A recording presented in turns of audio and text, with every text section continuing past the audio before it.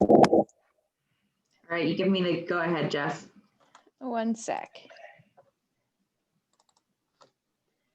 All right, can everyone see the screen? Yep. All right. Perfect. All right, guys, so thanks for joining us today. Faye has put together a really awesome presentation on strength training, specifically for runners and OCR athletes, but it really touches on all facets of strength training.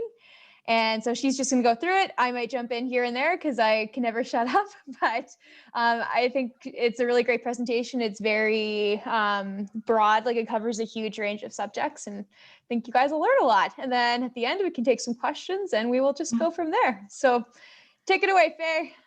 All right.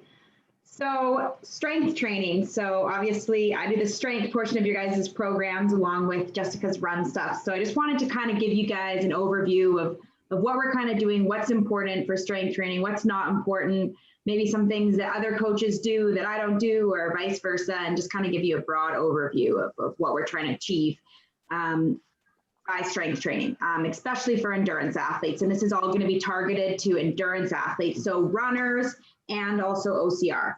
We're not going to be talking about any other athletes because they don't matter. No, just kidding. But this is for endurance purposes. So why do we strength train? So the first reason we're strength training is for injury prevention. And this is the most important thing because the goal is to keep you guys running and keep you guys competing and racing. The second reason is obviously a performance and boost. And the third reason is for completion of obstacles if you're doing OCR. So the first one, injury prevention. The main point here of strength training is to activate the prime movers of the running gait. So we want to strengthen them and we want them to be nice and strong. And the reason for this is so that the secondary movers aren't sort of taking over the load of running, which they're not equipped to do. And that causes all sorts of problems such as littler muscle groups overworking and overcompensating, which causes a whack of injuries. The second thing is muscle symmetry. So this is a balance between both sides of the body, both in size and in strength. We really want this to be well balanced. We can achieve that through strength training. Something a lot of people don't think about is joint and bone protection. So you've probably seen some of those like very weak looking runners that don't have a lot of muscle tone on their body, and they have all sorts of knee issues, spine issues, hip issues, and really the muscles on your body are there to help reduce some of the impact that you would be getting through those joints when you're running. And another reason is tendon and ligament durability. Most people don't really say this, but when you are strength training, you're not just strengthening the muscles, you're also strengthening the tendons and ligaments which are attached to those muscles. And the tendons and ligaments are important because they're what attaches to the bone and they're what's actually causing the movement to take place. So it makes sense that those need to be strong, because if they're not, and it's yanking on your bone and it's a weak ligament or tendon, it could cause all sorts of problems. So by default, when you are strength training, you're also strengthening the tendons and ligaments. And then lastly, just sort of optimal posture and body position while moving. This is really common, especially the longer races. You're out there, like Caroline did a crazy 101-mile race. Congrats, Caroline. You know, there's a lot of opportunity for your body to break down. It just gets tired. You could be collapsing forward, which is going to cause all sorts of sort of risky running mechanics. So through strength training, we really want to sort of prevent that from happening, or at least prolonging it so it happens way further out in the last little portions of the race. So the next is a performance boost. So yes, strength training can give you a performance boost. Obviously, we're going to be limited by the amount of miles that we can run, and we're going to be limited by the amount of time on our feet. So we're trying to look for other ways that we can get a performance boost, and strength training is one of those. Sounds very obvious, but improves strength and power. So a stronger muscle is always going to have a greater force production. And a greater force production, you're going to be able to propel yourself forward at a faster rate. It's really as simple as that. It's also going to improve your movement efficiency. Best way to kind of explain this is when you're sort of breaking down the running gait. So if you're thinking, okay, I'm going to do a step up or a forward walking lunge, you're just working on that one portion of the running gait. So when you can isolate it, and especially when you can isolate it under load, you can really focus on areas of weakness. And a huge one of that is a little bit of strength, single leg strength and stability. So we're trying to isolate the portions of the running gait to make them stronger and kind of uncover any bits of inefficiencies to kind of improve the way you run. And the last one is muscular endurance. So this is really, really critical, especially in those races that you're doing a lot of elevation gain. A lot of people will say like, you know, I was feeling fine, like my lungs were feeling fine, but I just felt like my legs or my calves or my quads or like they were just killing me and I couldn't focus on pushing hard because they were just so fatigued. An athlete like that could benefit for some more muscular endurance training, and you would say they have, you know, they're limited by their localized muscle fatigue in those various areas. So that's the last point on that. Faye, thank you for choosing such a flattering picture of me for the slide. Yeah, I chose Jess. I was like, okay, who's the most powerful? And this is sort of exactly the point. Who's the most powerful? And people think, oh, big muscle person. Well, no, power it comes into speed, really, speed of movement. So that's why I chose Jessica on this. I wanted to put myself, but I was like, in terms of running, she can produce faster rates of running, so therefore more powerful. Yeah.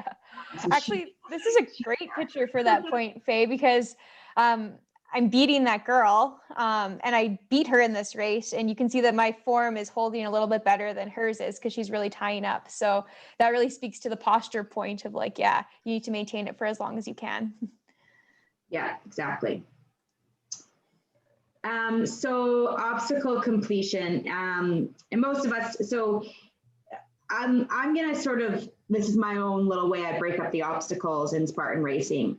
We've got jumps, which is really an element of power. We've got upper body pull exercises, and everything really is, there's so many pulls. You're pulling yourself over a wall, you're pulling yourself up a rope, you're pulling down the Hercules hoist, you're pulling the sled. So upper body pulls, which is usually a function of your relative strength because you're usually pulling your body as the object. So you need to be as strong relative to your size. So I just want to highlight that again, that a lot of these upper body exercises in Spartan racing and a lot of the obstacles in general have to do with relative strength versus absolute strength. So relative to your size, and then with some exceptions of absolute strength, obstacles being the heavy carries. And they're absolute strength obstacles because you're carrying an object that's not your body. It could be an arbitrary weight that Spartan decides or OCR World Championships decides, and you need to be strong enough to carry that load. What's really important, I think that this kind of gets incorrectly, people incorrectly talk about this, is most people, when it comes to carrying heavy things, aren't actually limited by their strength. They're still limited by their aerobic conditioning, unless the object is so heavy that it's just like unmanageable to carry. So absolute strength is important, but it's not nearly as important as the relative strength. And then the last one that we train, and this is very obvious, is like grip. And I don't have much to say about that other than like you're just got to spend time working those little muscle groups, and that's kind of just time on the bar and getting used to those movements and getting used to like learning how to swing and move your body and coordinate the swing and all that. So those are kind of the areas that we work on in OCR.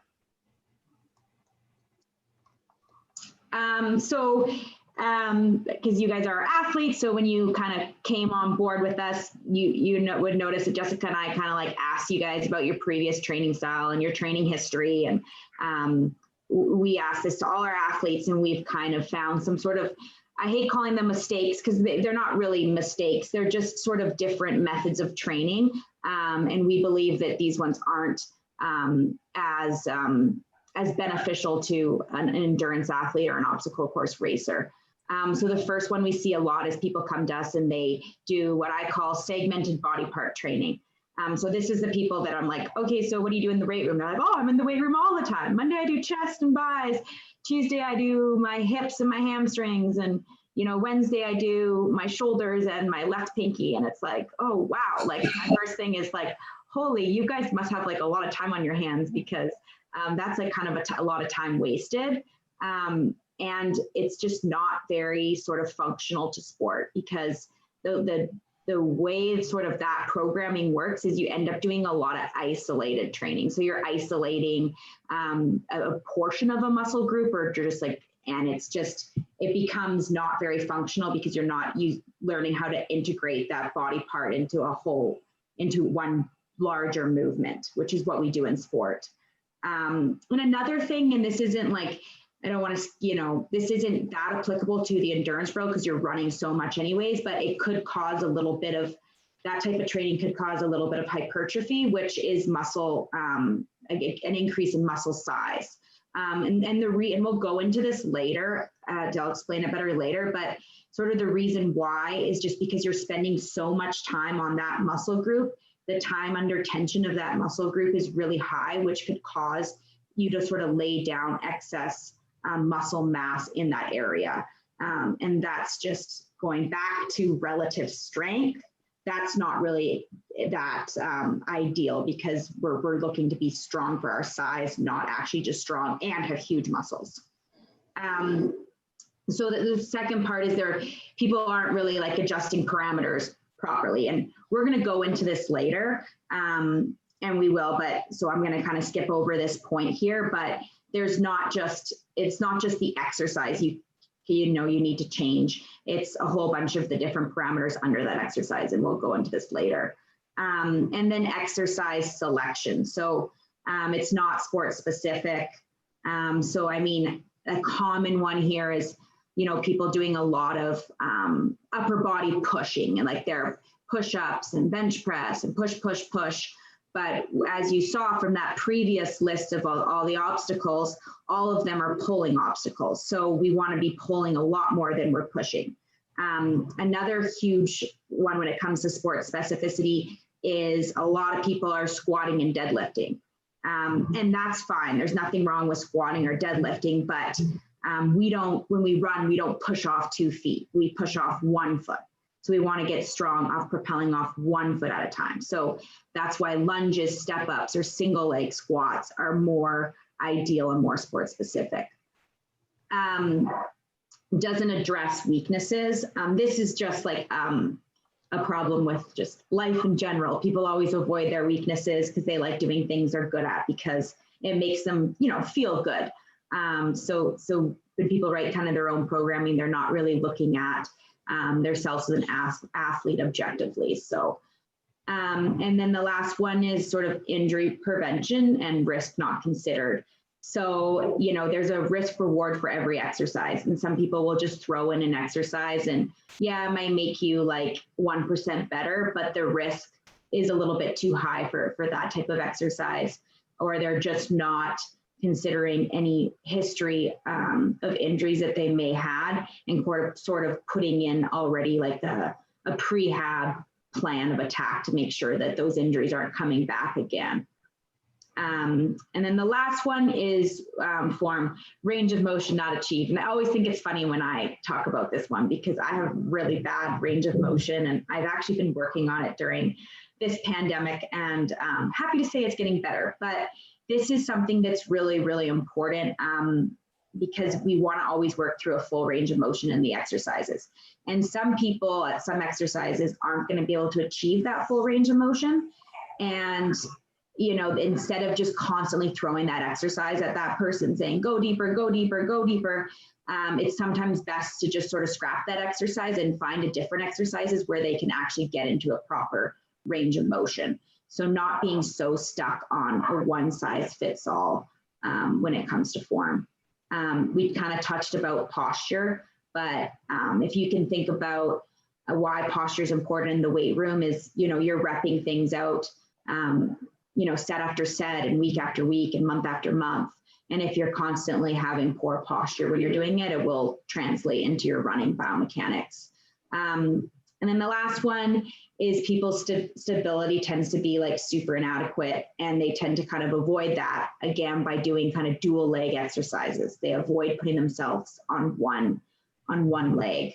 And that's really important because, as you can imagine, if you're wobbling around on one leg when you're doing maybe a single leg RDL or a lunge, that stability is probably also being shown in the like thousands and thousands of steps that you're taking when you're running. So we really want to make sure that we're stable in the gym and we're cleaning up any of those problems, because those again will show its face the more you run, and the more Jessica's sort of continuing to increase your volume and turn you guys into runners. So important to address that.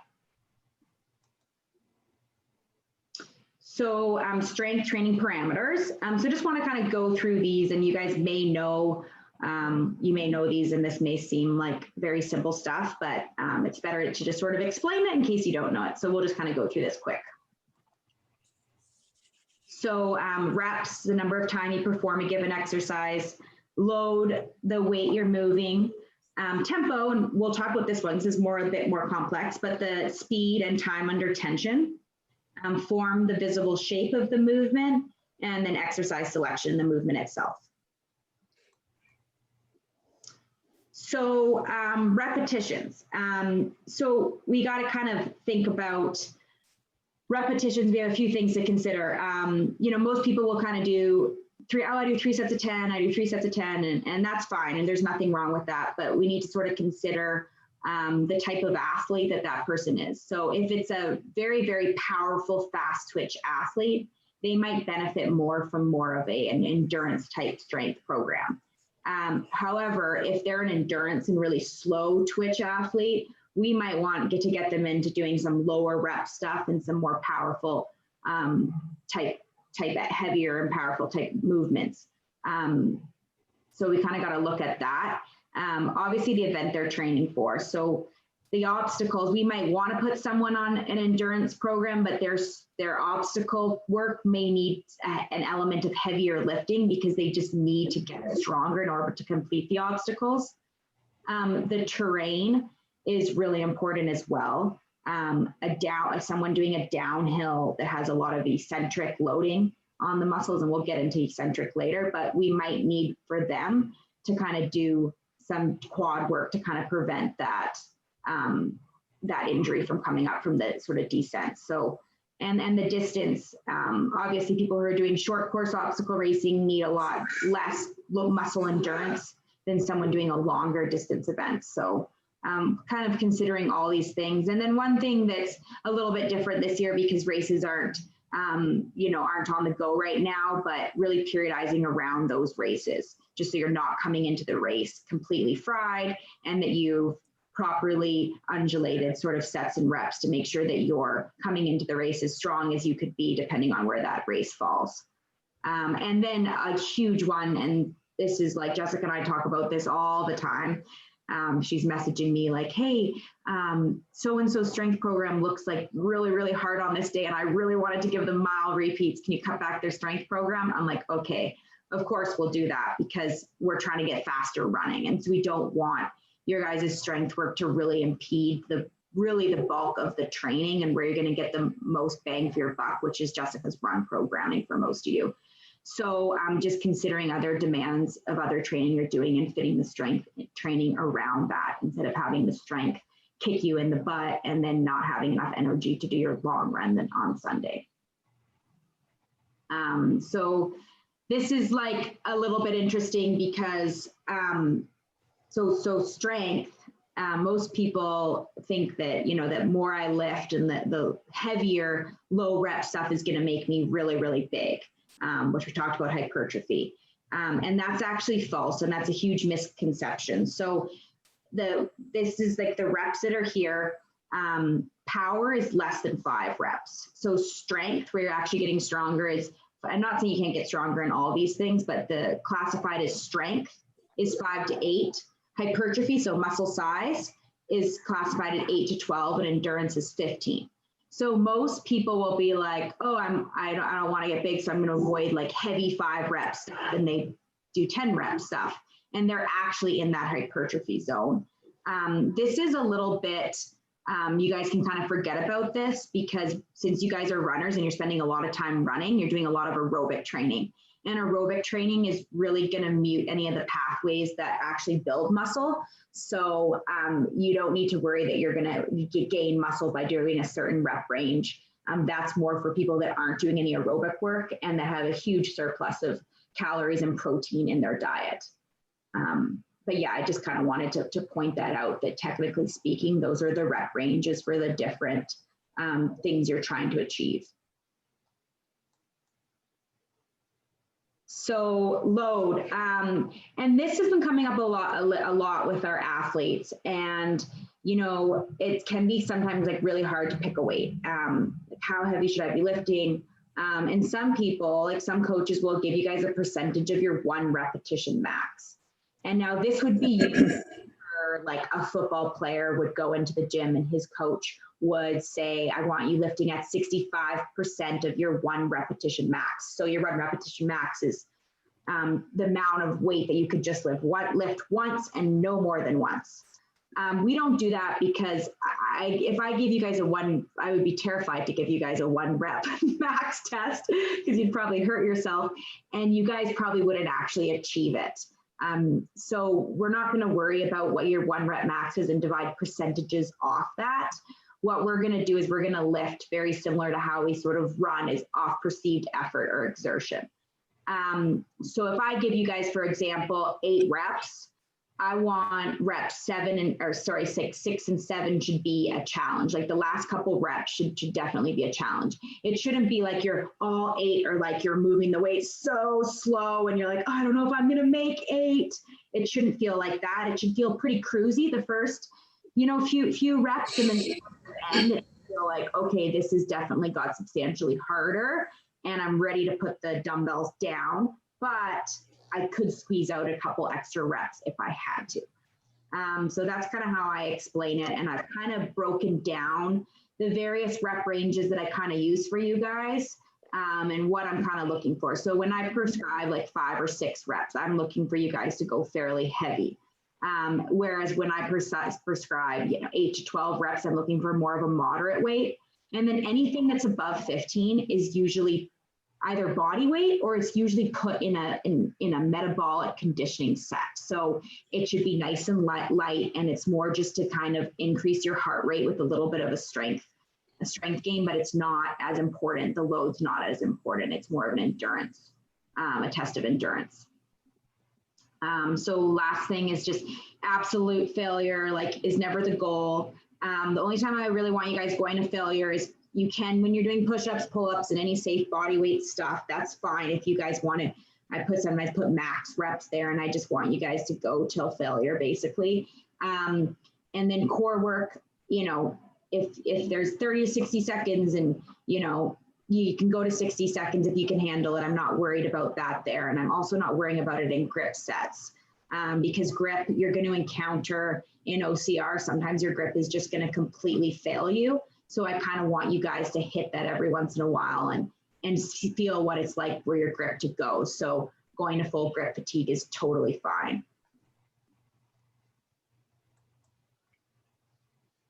All right, tempo. So this is a little bit tricky, and you kind of need to know about the different phases of movement in a muscle contraction. So there's 3 kind of phases. There's the eccentric phase, which is when the muscle is contracted and it lengthens. You have an isometric contraction where it just stays the same. It's not actually changing its length. And then you have a concentric contraction where it's shortening.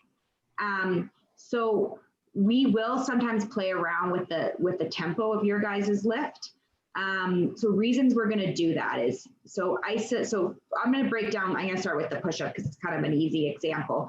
So for instance, when you're in a push-up, when you're lowering down into the ground, that's an eccentric contraction.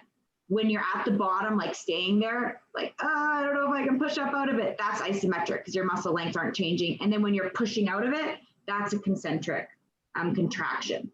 So we'll play around, and sometimes I'll slow down the eccentric phase. Why I would slow down the eccentric phase is Sometimes you guys are limited by the load that you're using. Like you guys are at home gyms and you either have 20 or 40 pounds and nothing in between. So I'll try and make those 20-pound dumbbells a little bit harder for you guys. So what I'll do is I'll slow down the lowering into a squat to just sort of increase that time under tension and basically give you more work to do with the same load. Also, eccentric contractions are great, and they're a great way to strengthen the tendons and ligaments. So I'm going to use Jessica as an example. She does a lot of eccentric heel drops for her Achilles injury because the eccentric contraction has been shown to strengthen that tendon and that ligament. So we'll be doing a lot of that just kind of for injury prevention purposes as well. We will also sometimes skip the eccentric phase and concentric phase and go right into the isometric hold. So you guys, OCR racers, have probably seen this when I have you guys just do a pull-up, a static pull-up hold. So we do that to just really isolate that movement and gain strength in that area, especially when you're limited by the eccentric and concentric contractions. And we really just want to build up that isometric contraction, and then that'll transfer into a stronger eccentric and concentric. So we'll do that to isolate movement patterns as well and really strengthen them. And then the concentric phase, I don't like doing any slow concentric stuff. And the reason for that is because we want to develop power. So we want to push out of movements as quickly as we can. Because that's going to translate more into power. We want to be snappy when we push out of a squat. We want to be snappy when we push out of a push-up. It's just more athletic and it's more sport specific. So you won't see any tempos in the concentric stuff. Yeah.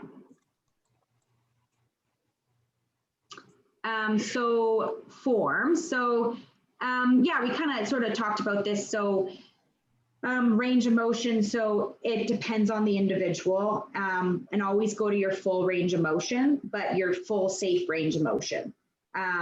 So like I'm going to use myself as sort of an example here. I can't go to a full squat. I'm just tight and it bothers my spine, but I can go to a really, really deep full range of motion in my lunge. So I will get my knee to the ground on a lunge or a reverse lunge or anything like that, but I kind of will stay away from squats in most cases because I'm not able to access my full range of motion without sort of pissing off other parts of my body. Mostly my thoracic spine seems to be the problem. So posture, so similar like you're running. Upright, neutral spine, shoulders back, chest proud. Always, and a lot of times some of those exercises where they're like your arms are kind of involved too. It sounds sort of silly, like it's not a big deal, but it is important, always keeping opposite arm to opposite leg. So anytime you're doing like a cable press or a twist or anything, always remembering, or even a step up's a good example, to drive up opposite arm, opposite leg, just like you run. You don't want to have any strange patterns that you're doing in the gym that show its face in running. So I'm just sort of keeping that in mind. And stability is a huge one because it just uncovers a lot of potential for improvement. So when you're not pushing through, when you're not being stable and pushing off the ground stable, you're losing a lot of force production. So we just want to make sure that the stability is kind of on point, you're nice and stable, so you can get a good ground force production and then therefore move faster.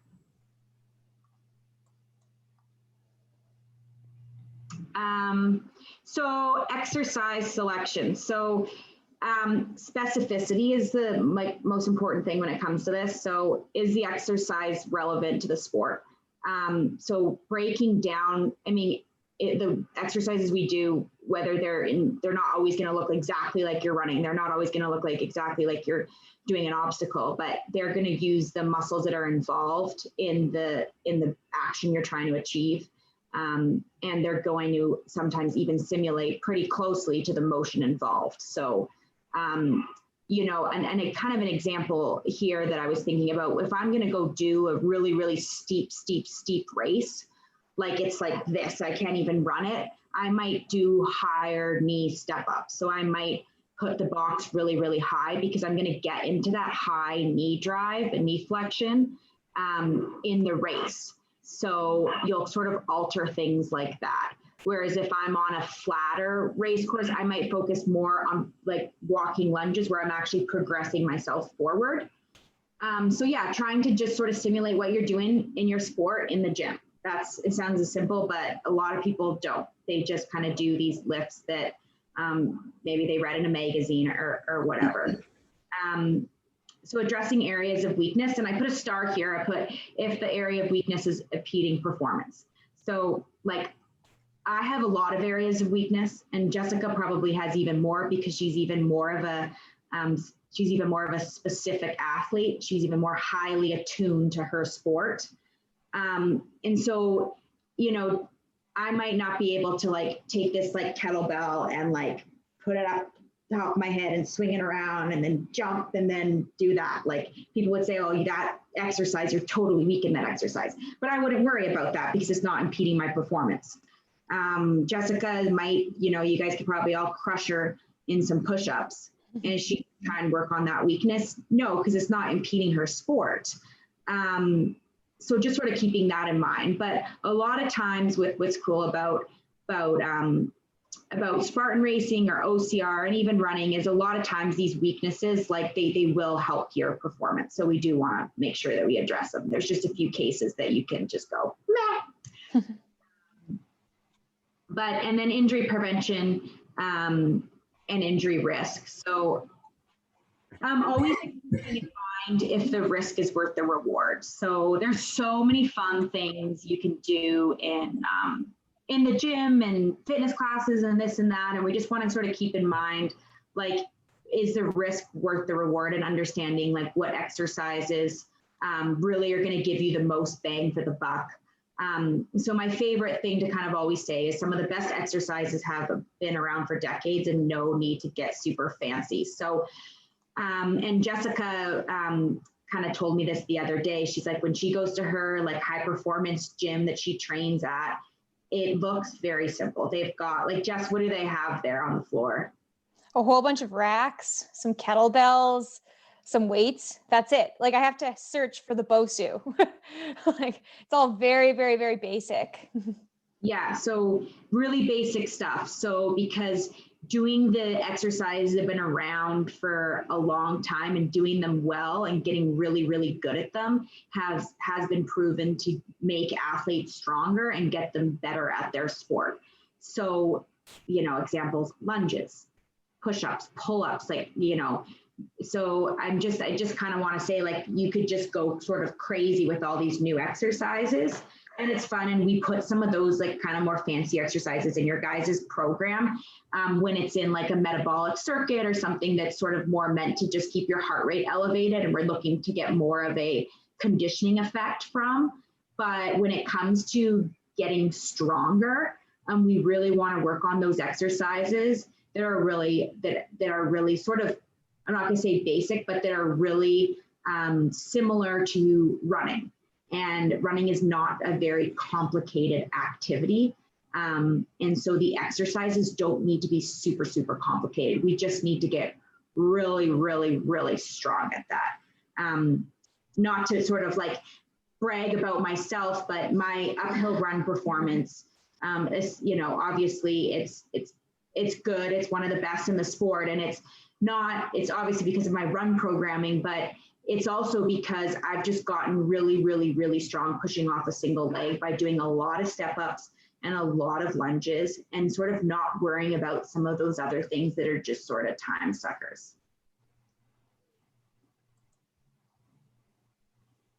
So yeah, ways to measure progress. So you guys are like, you know, you're doing your strength training and you're like, okay, am I actually getting better week to week when I'm on this program? So obviously you can measure it with load. So if you're increasing the load, you're progressing. Great. But there's other ways to sort of measure progress. So form is a really good one. And a lot of times this is the one that I'm most focused on. So sometimes I'll, you know, so range of motion. So sometimes I'll, you know, pick at maybe the weight's a little bit too heavy and I know that range of motion wasn't quite my full range. And so the next week I won't go up. I'm staying with this weight, and I'm just trying to get a little bit deeper in that Bulgarian split squat. So that's a great way. And also just the ease and efficiency that you're moving. Is it becoming easier? Are you moving more efficiently? Are you kind of pushing out of the movement with less effort? That's a great way to kind of know that you're improving as well. Tempo is a really good way to know that you're getting better. So can you actually, if I'm writing, I want you guys to do an eccentric, 5 count eccentric. Then the first week you do it, you're like counting like your eccentric contraction. You're like 1, 2, 3, 4, 5. Okay, out of that movement. You get better if you can actually sustain that tempo. So if you're finally able to just sort of suck it up and be like, all right, this is a 5-second eccentric contraction, 1, 2, 3, 4, 5, right? So that'll just show that you're actually getting stronger because you're able to sustain a higher time under tension. And on the opposite end of the spectrum, if you can actually move the load faster, so if you can concentrically push out of a push-up quicker and you're not having those sticking points, that would be an indicator that you've also progressed. And then the last one that is important as well, and maybe not be like super obvious, but like in the gym, so we measure our volume as a calculation of your sets times your reps. So sometimes I'll put ranges in there. And if you guys are like, say at 6 to 8, but you're able to, instead of hitting 6, by the end of the 4 weeks, you're hitting 8. It sounds like, oh, I just did an extra 2 reps. But actually, when you calculate those 2 reps over, say, 4 sets, it actually becomes a lot more work that you actually did. It's not insignificant. So you're getting better because you're able to handle a higher volume of work. It's very similar to you're getting better because you added 2 miles to your long run. It's the same concept in the gym. So never feeling like you guys need to always go to the end of the reps or sets, but if you can kind of work towards each week, just doing an extra 1, it does, once you calculate it by the sets, it does overall produce a higher work volume, which is a great way to measure progress as well. So using the grip coaching app. So yeah, the app is good in some ways, bad in some ways, but yeah, I've used to like write all these notes sometimes in the email, and I've just really tried to have it all on the app for you guys. So I just want to note that the sets in the app, you can't actually put a range of sets. So you have to pick a set number. And sometimes I will want there to be like, oh, I don't really feel like they don't need to do exactly 4. They could do 3 to 4. So what I'm going to start to do is I'm going to start to put like a plus or minus in the intensity section. So like, oh, okay, it says 4 sets, but I can decrease 1. And so I could do 3. It's just the way the app works. We can't get that in there. And sometimes I want you doing a set number of sets and there's no plus or minus, but I will start doing that. The reps, we'll use a range, especially when you're limited with equipment. We'll give you guys kind of a range so you can kind of sort of self-regulate the level of difficulty. And then time, I don't use this one but I'm gonna just start just because I have some room to put some characters in there. I'll start if there's anything that isn't in line with the video, like equipment that you don't have access to or an injury need where we need to alter an exercise, I'll just jot the notes in there. So it might be like use kettlebells instead of barbell, just sort of stuff like that. And then the tempo. And now this one, like I really, really want you guys not to guess this one. Like if you don't understand what I'm writing in here, I don't want you to think, oh, I think I should be doing a 2 count on this portion of the exercise, because it'll really change the exercise. But the first number is always going to be the eccentric, and then the middle number is going to be the isometric, or where you transition from eccentric to concentric, and then the last is going to be the concentric. So let's just use a squat. So I might write 3-0-1. So 3 seconds lowering into the squat, 0 seconds hold at the bottom, and then pushing out of it at a 1 counter. But yeah, that's really, really important. that you guys kind of understand that. And if you have any questions, just let me know, because it's going to be different. The phases are going to be different depending on the exercises. And then rest. So yeah, I always write this stuff in rest, and I'm assuming you guys know what I'm getting at when I write these terms, but just in case, if I put a specific time, that usually means like it's a strength set and I want you guys to take 2 minutes. And if you don't feel like you need the 2 minutes, you probably should lift a little bit heavier.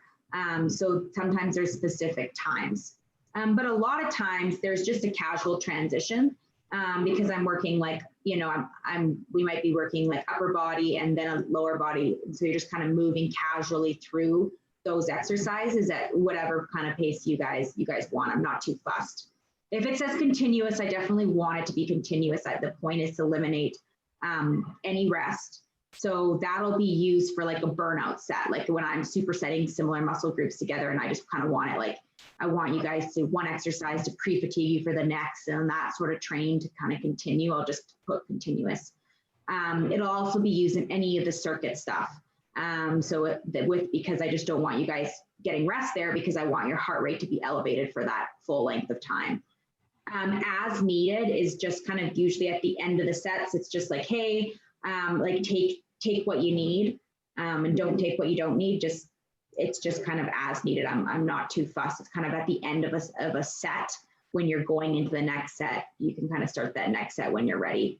And then if needed is ideally not taken if you don't need it. So it's just if you're needing it. So a good example is like a grip set. Like you might get through it and be like, oh, like my grip is fine. Like I don't even feel like my grip's working. Well, then continue on to the next exercise. Don't take it.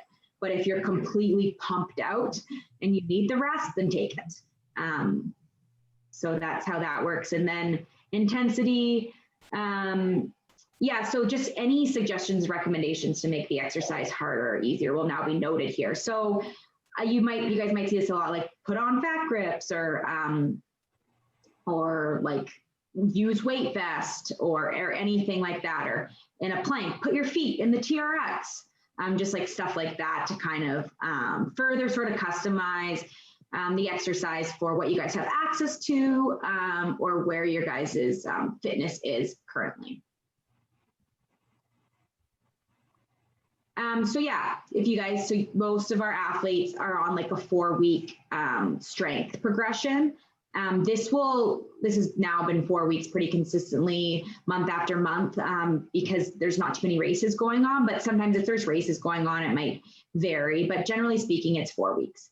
And we kind of do this because it's going to take your body some time to adapt to the exercises. And so we don't want to just keep throwing new stuff at you guys and confusing your body when your body hasn't had a time to adjust and adapt and get stronger.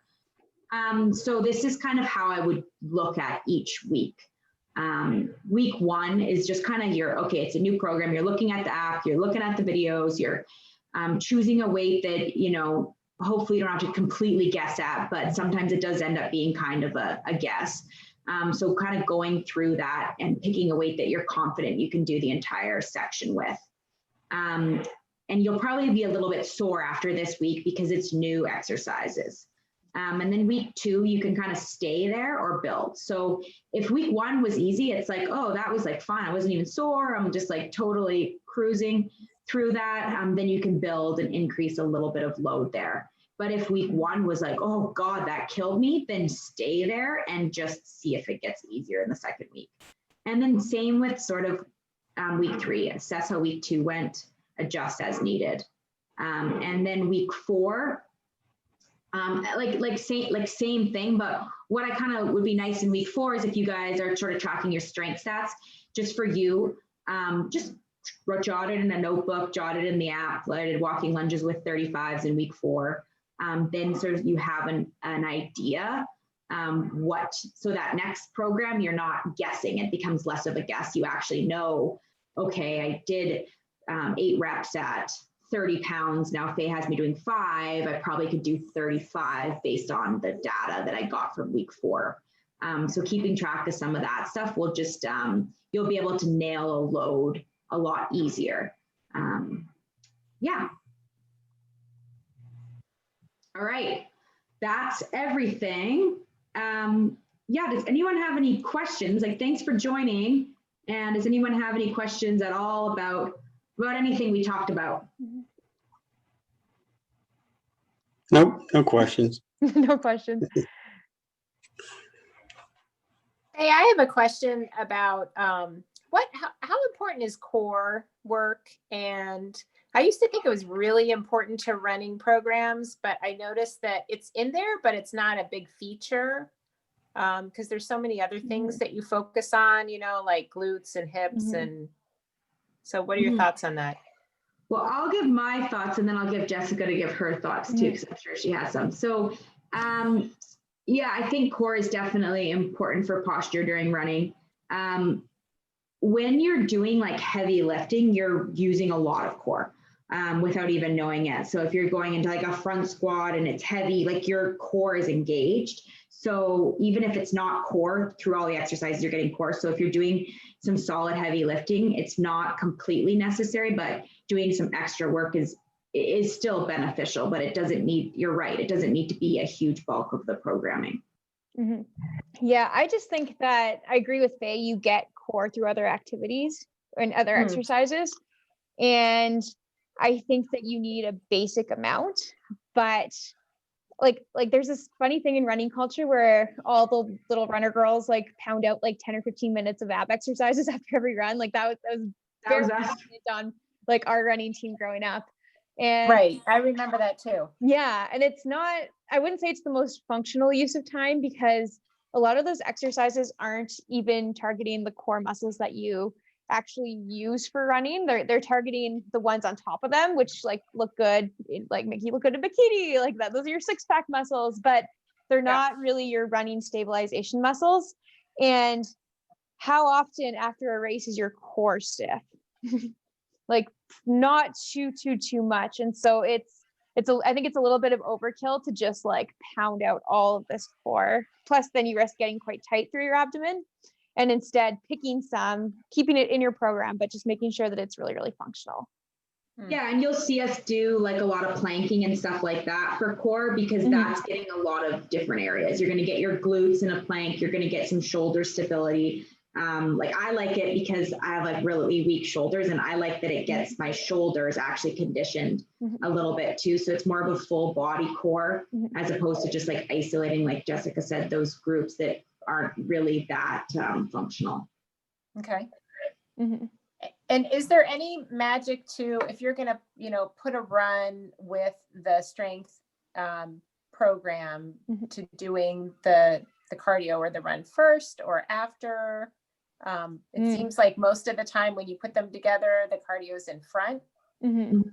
That's a really good question. And there are benefits and disadvantages to both, because if you do the run first, it warms you up. And if it's just an easy run, like normally when we put the run first, it's like 30 minutes or something. So it's not a big deal. It shouldn't be too taxing.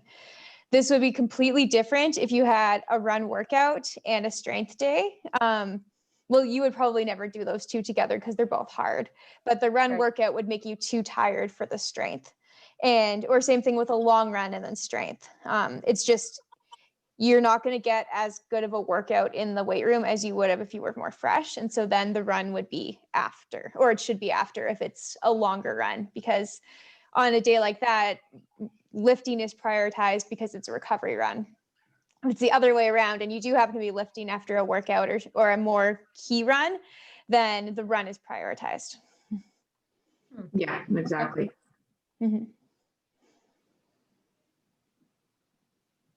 Good. Anything else? No.